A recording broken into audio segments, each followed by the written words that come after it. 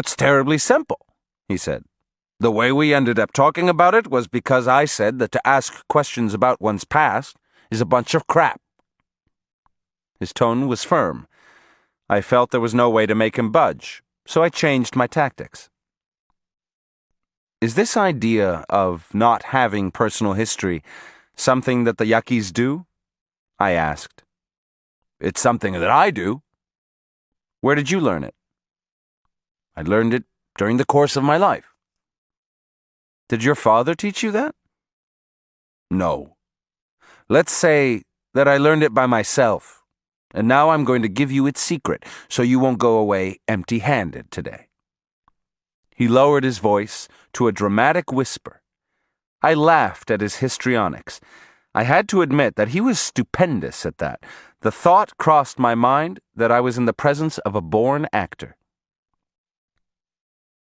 Write it down, he said patronizingly. Why not? You seem to be more comfortable writing.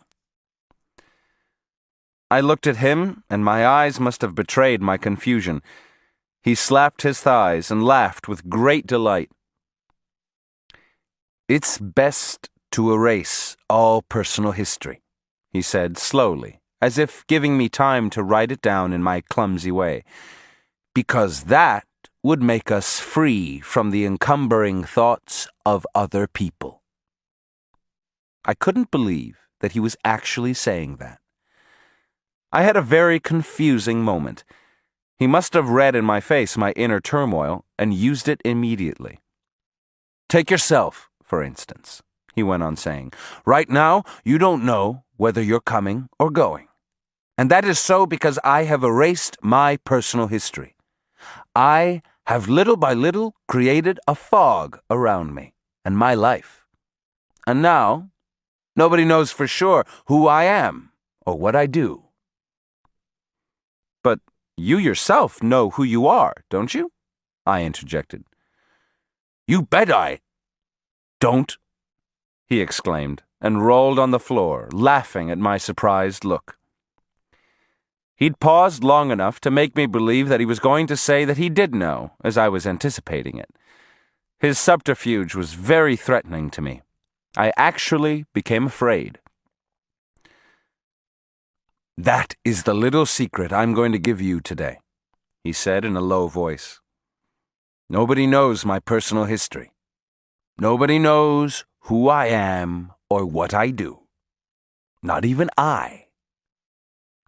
He squinted his eyes.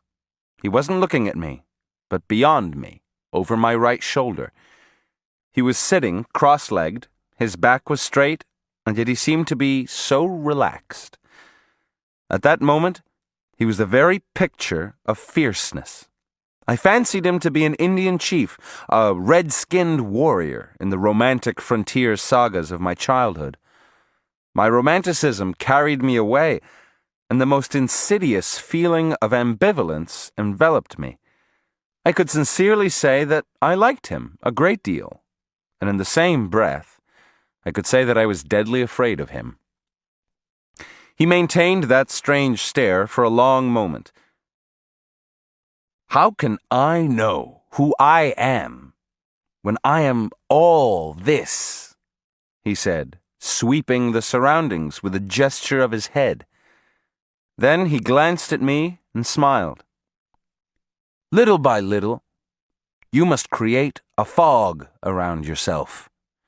You must erase everything around you until nothing can be taken for granted, until nothing is any longer for sure or real. Your problem now is that you're too real. Your endeavors are too real. Your moods are too real. Don't take things so for granted. You must begin to erase yourself. What for? I asked belligerently.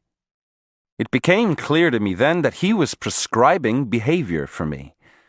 All my life, I'd reached a breaking point when someone attempted to tell me what to do. The mere thought of being told what to do put me immediately on the defensive.